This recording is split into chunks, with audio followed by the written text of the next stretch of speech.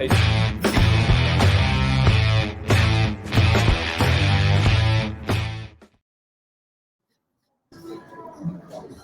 and welcome to this week's edition of the Record Rangers podcast. My name's Gavin and I'm delighted to say that joining us live from Hartshields in Glasgow Airport is at the bar in Glasgow Airport. I'm not sure. It's Andy Newport. Rovers return. Starbucks. Free plate. We're all good. We're all sorted. So is that just to calm nerves? I'm not going to need it. Is that just to go over your fear of flying? I'm a frequent flyer, Gav, as you well know. So been over the coast before. So no. All set. All ready to go. Obviously, you're en route, or you'll shortly be en route to Lisbon. What's your route? What is your route? Just out of curiosity. Flying through Heathrow and then on to Lisbon. So we'll get to Lisbon tonight about 10 o'clock. Check out the hotel, ready for the press conferences tomorrow and the big game on Thursday. So looking forward to it. Should be an interesting week for Rangers ahead. Yep. Okay, so you're going to be drinking to calm your nerves, but who should be most nervous on Thursday? That's the question. On Saturday at 4:45 or 5 o'clock, you would have thought Rangers, but unbelievably, as always seems to be the case when Scottish teams play teams in Europe, they always seem to be in crisis, but this actually seems to be a genuine crisis. Yeah. Benfica 5-0 pasting by Porto on Sunday, just 24 hours after Rangers had lost 2-1 to Motherwell. That's coming on the back of a defeat to Sporting Lisbon, their other city rivals. So it makes for an interesting first leg in the Estadio da Luz, yeah? Absolutely. I mean, it seems like Rangers, if they were to get Benfica at the right time, this seems to be it. I mean, I don't think they'd lost a game since around November time. Before, as you say, that loss to Sporting. So, it looks like Rangers are getting them at the right time. But then again, as you look at the result of the weekend, the performance of the weekend, more worryingly, just the spate of injuries that this Rangers team is going through right now. It makes you wonder what kind of performance is going to be capable for Fleet Clement's team over there. But certainly, Benfica don't look to be in the best sort of nick themselves, so that should give the Rangers some confidence ahead of the Thursday night. Yeah, I mean, I suppose we have to put it into reality. Yes, Benfica are struggling, but we've got a piece of the website today just comparing the squads as we've done before, many of the European ties, but I mean, there's like a £98 million gulf in squad value or something like that. So, although Rangers have proven in Europe over the years. I mean, they've taken some big scalps, but it just shows you the size of the task, doesn't it? Absolutely. I mean, as you say, they've got 2 World Cup winners in their squad. I mean, that tells you what Rangers are up against. Obviously, like Fleet Clement talked a couple of weeks ago about what Benfica did to one of his old sides last year when they got to, I think it was the last day of the Champions League. So this is a team that are experienced at the very top level in Europe. Bags of experience, bags of quality. Obviously Rangers have experience and have been over in the Stadium of Light. I'll go with the anglicised pronunciation if you don't mind, Gav. But Rangers have experience of being over there. But obviously that was COVID season. No fans. They've had a look at. There's still a fair few guys from that team remaining, but this will be a totally different proposition with being a 65,000 sellout. As you say, they've had a difficult week, Benfica, so they'll be looking to put down some sort of performance that gets the fans back on side. I mean, I think that's a team that will have expectations that they can go far, if not challenging for a European trophy. So Rangers, they've got a lot to do. They've got a huge task ahead of them. As I say, the injury, situation that's mounting up that's going to sort of limit the manager's options going over to Portugal. But Rangers have been over the course before in Europe. They've got to a final only 2 years ago. They'll have every confidence, I would believe, that they've got the experience they can get through these kind of ties. You've seen them go to places like Dortmund. They've been to Red Star Belgrade. They've been to Braga. They've been to Leipzig. Big teams that are experienced in Europe and got results. Okay, there's a new element to this team, but the core element of the squad, your Taverniers, your Goldsons, your John Lundstroms have been over the course before, and will know how to get results in these kind of platforms. So, it should be an intriguing tie, and we'll be looking forward to it. I think it's going to be a wonderful atmosphere in a sort of iconic stadium, so it'll be real interesting to see how Rangers fare.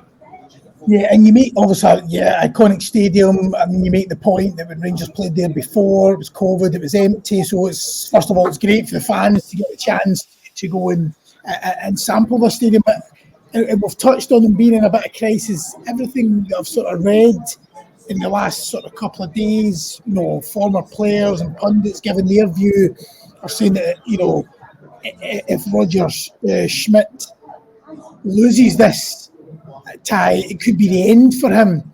So in front of a full stadium, they're clearly under a bit of pressure. How much do you think Rangers can use that to their advantage? Definitely, you can go in there. Advantage is one of those ones if you can get an early goal, if you can, or limit them in the first 20 minutes and just turn the crowd against them, sort of thing that Rangers often have to sort of contend with when smaller teams come to Ibrox.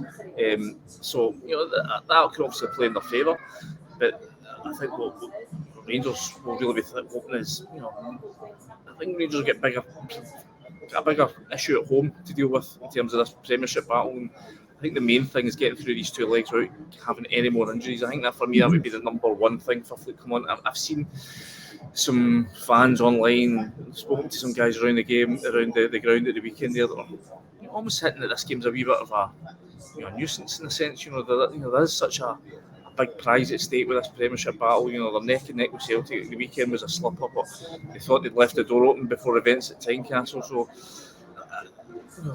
I think as much as the fans love a European adventure, they loved what they went through on the road to Seville just those 2 years ago. But I think a lot of guys were just thinking, get through these two ties, don't get any more injuries, and we'll see where we're at the end of that.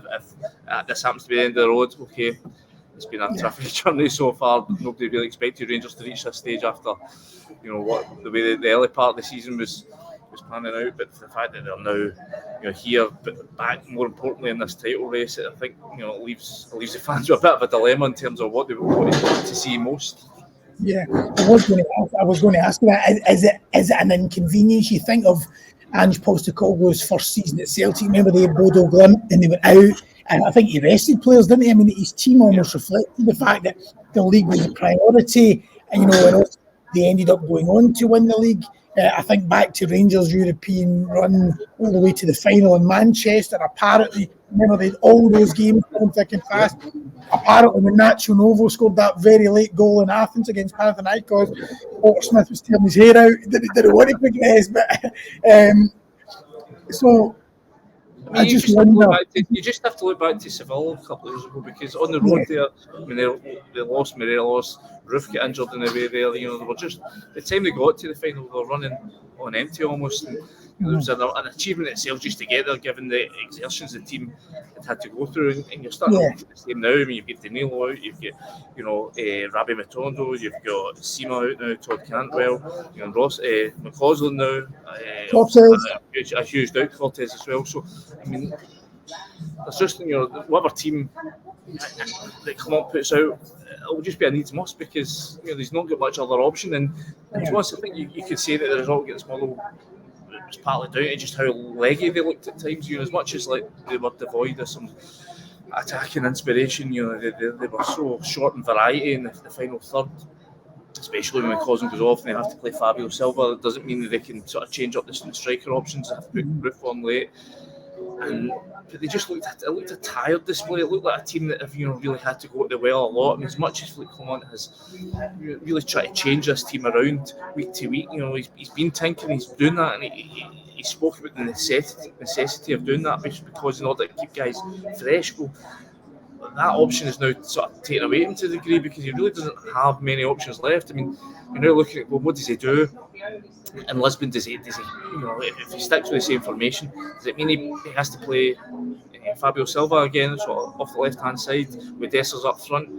Then you're thinking, well, if Dessers or Silva gets an injury, then Rangers are really, really short in terms of that, cover through the middle. So, in that sense, it's it is a bit of a probably something inconvenience they could do without. Maybe, as you say, maybe it is a kind of wee bit of that, but at the end of the day, Rangers have made it this far on merit. I'm sure they'll want to go as far as they can, but I think if you were to ask the majority of Rangers fans what would they want, a run at another European final, but at the expense of missing out on another league title, I'm not sure many would pick that right now, not at this stage. And where Rangers redevelopment is. I think the bread and butter, the Premiership is what's all important.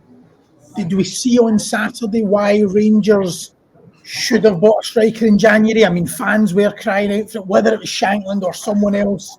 Shankland might not have been possible, it might have been priced out, but did we see on Saturday why they should have gone for a striker?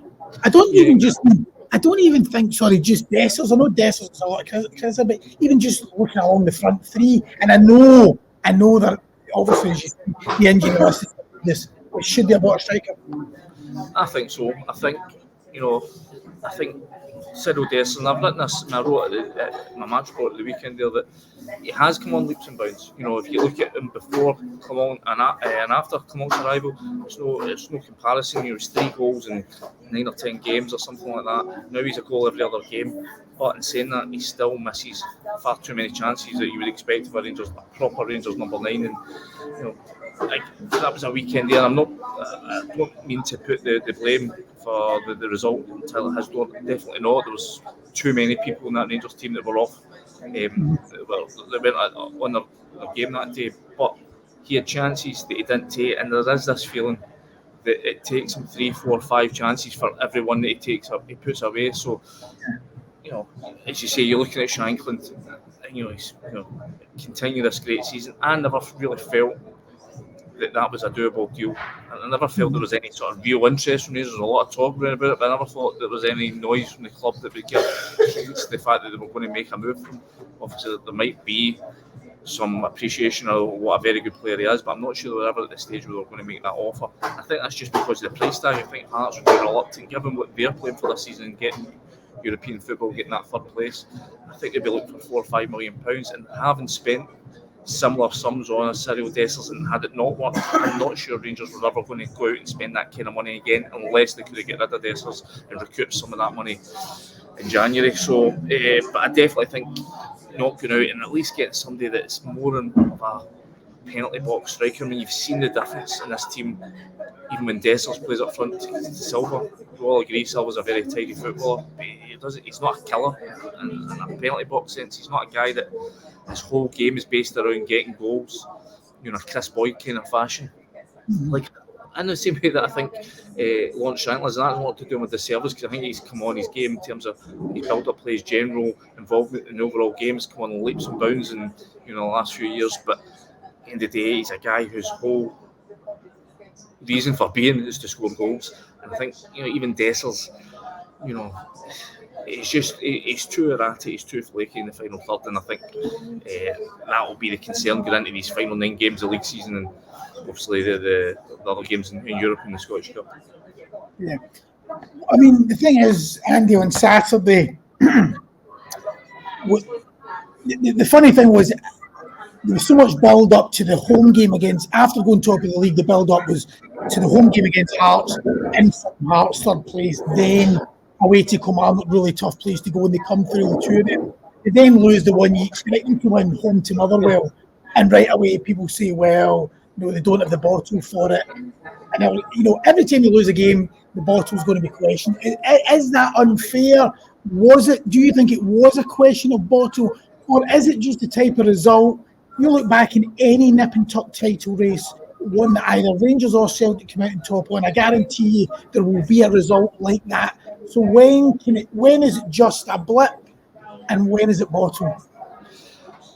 I think over the years we have questioned this team's, ability to cope with pressure. But I don't think they go to Rugby Park and come back for a goal down if they've not got some solid, character about them. Yeah, the weekend was disappointing. I think it just tends. I think you tend to, when you're questioning a team's bottle, you can tell it from the fans. The fans' frustration shows in that. I don't think the fans were, as much as they were frustrated, I don't think they were their wits' end with this team. And I kind of get the feeling that, there's an acceptance, and the manager said it enough times, there will be a blip. And I think you had in Golden Ewan's point, you look at it in the very narrow frame of this is a title race, you must win every game. How many teams over the course with 10, 15 games left in the title race have went and won every single one of them? It very rarely happens. Yes. So there are, you have to take it, and I think there's just the small nuance points. The fact that they've had such a big week, taking on an informed Hearts team. Yeah, they blew them away, but just the lead up to that game I assume would use up so much almost sort of nervous energy. Then you go to Rugby Park and it's again a real war of attrition down there on that pitch against a Kilmarnock team that that Derek McInnes has got so well organised and has got them going great guns. And then I think you have to give Motherwell credit. I thought Stuart Kettlewell got his tactics absolutely spot on.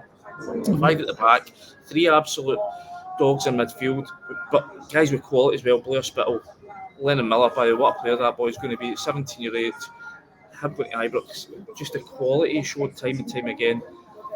So they had a solid foundation that Rangers had to go and break down, but what they also had was a threat the other way. I think it was Vale and Theo Bair up front. 2 guys with lots of pace, lots of power, again, quality in the ball. It just always meant that Rangers could never overly commit.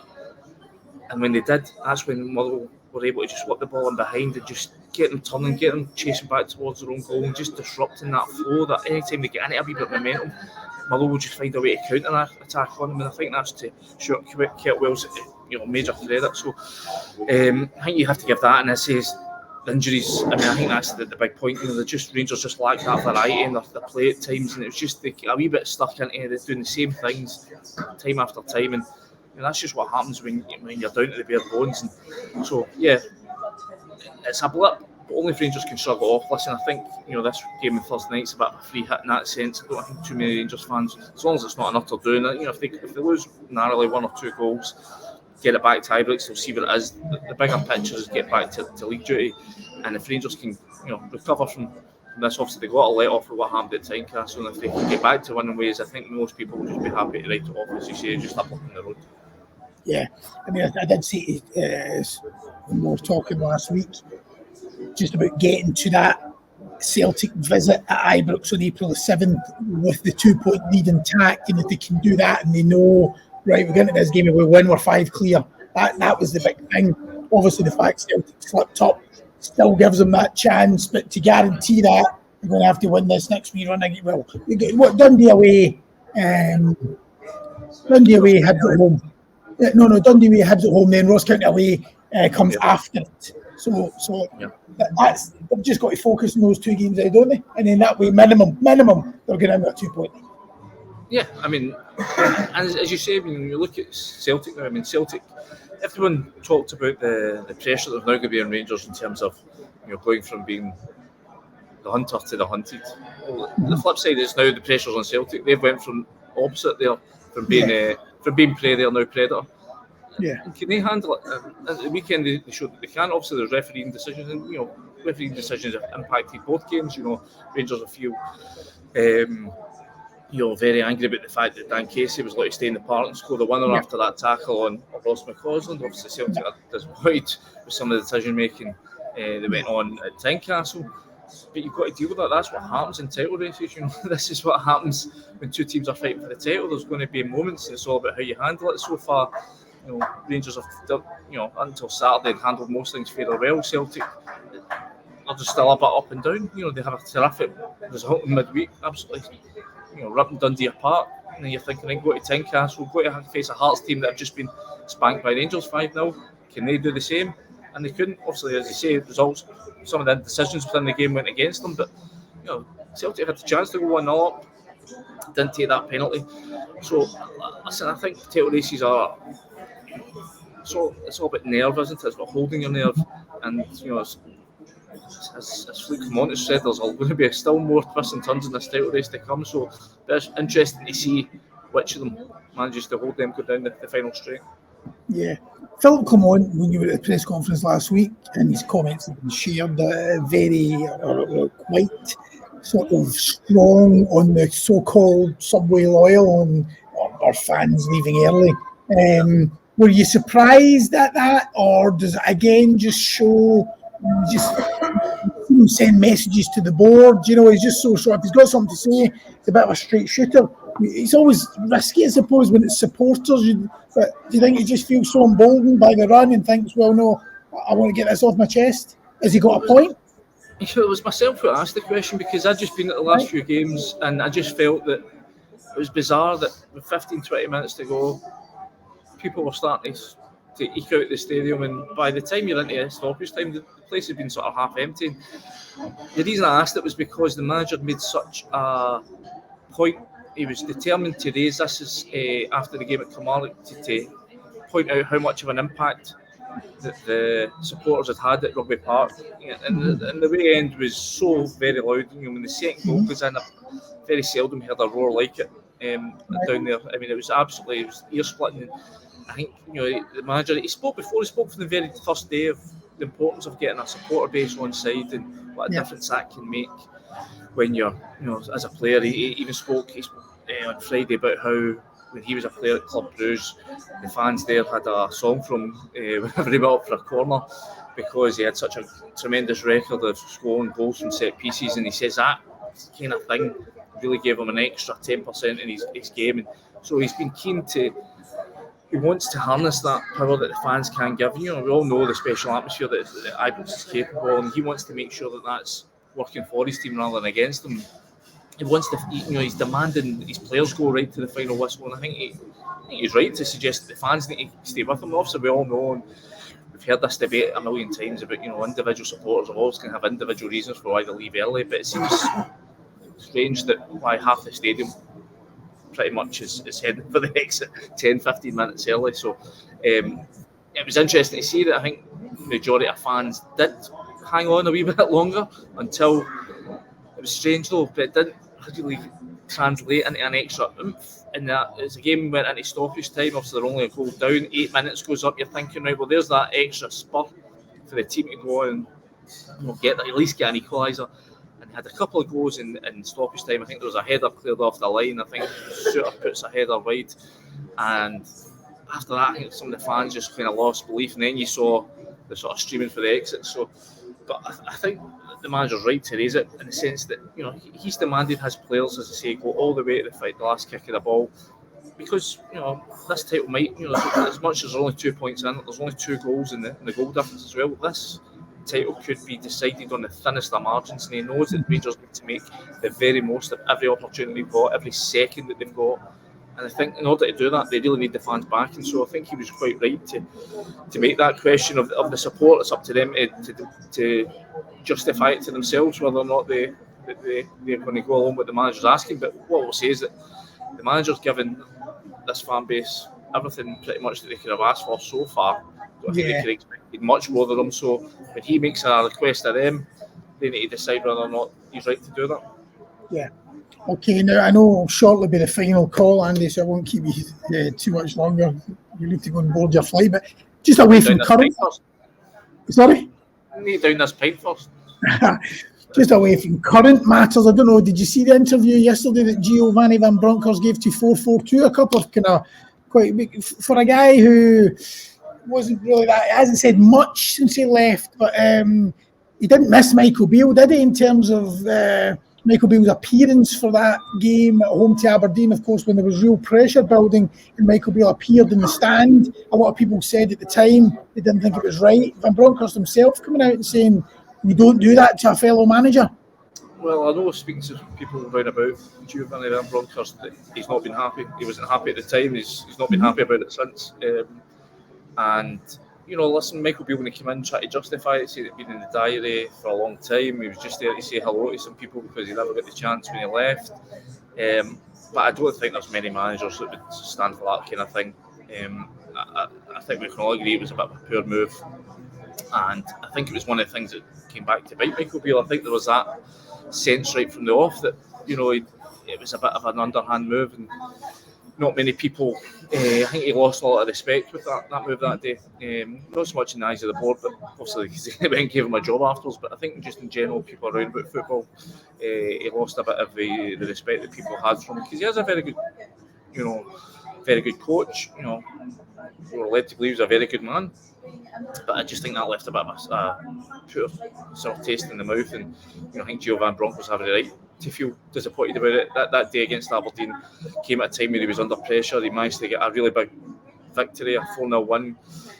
That should have been something that he could have turned to his critics and say, listen, this is what my team is capable of. If you back me, if you put your faith in me. But instead, all the headlines were taken away and were revolving around Michael Beale's appearance mysteriously at the game. So I think for that reason he's got every right to feel sore about it, especially as obviously the way that his Rangers reign sort of panned out from there on. He only lasted another month or so before results went against him. So these are the kind of things that when you're under pressure, you're looking for things that build momentum. And as I say, that was something that any kind of momentum he was building, there was whatever narrative was being written around him that time was just wiped out by events that transpired in the stand. So as I say, I think he's well within his rights to feel sore about it. Yeah, well, the other thing he did say, didn't feel he got the backing. He didn't feel as if he got the backing he deserved. And what was his quote? Hang on, I'll get it in front of me here.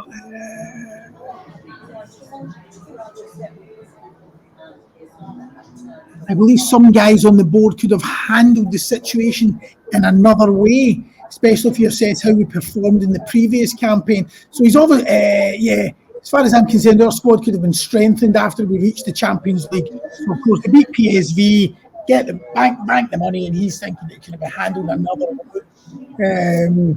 Is he justified? Does he have a point? Yeah, I think so. Football? I mean, Rangers did bring in 9 players that summer, but again, a bit like this summer, you had to say that the recruitment certainly, as much as this season a lot of players have come on to a game, last year there was just a feeling that there wasn't the quality required, especially, the big surprising thing, thinking back to that, what is it now, 18 months ago, when they got that result against PSV that took them to the Champions League. When we've been speaking to people around about the clubs, remember Stuart Robson talked about, what the potential prize funds of getting to the Champions League could be, and what it could be worth to the club, and what reaching the Europa League final would be worth to the club. And I think it was an expectation at that point that the club's made a huge sum of money here. They're going into there's still I think a few days a week before the window at that point closed, before they could go out and make another signing, not just for Europe, but more importantly for the Champions League, for the Premiership, because Celtic could obviously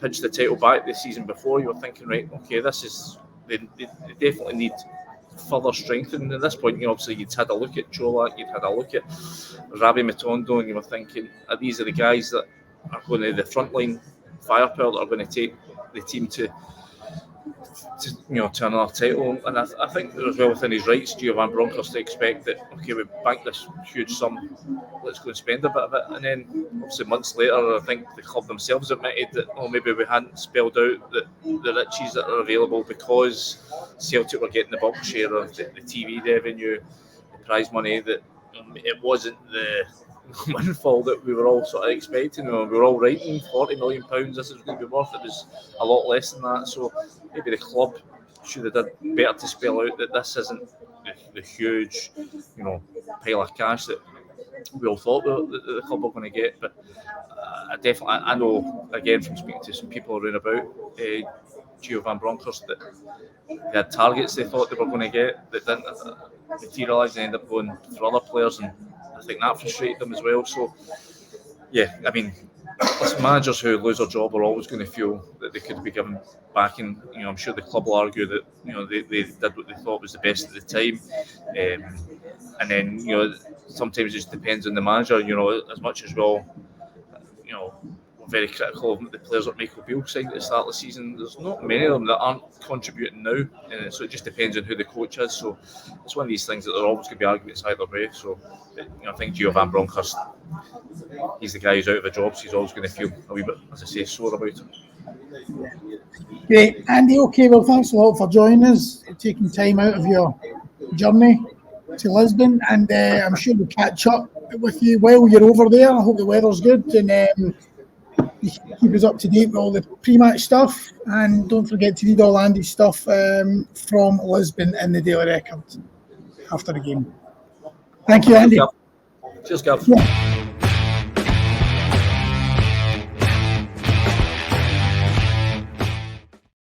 Okay, Andy.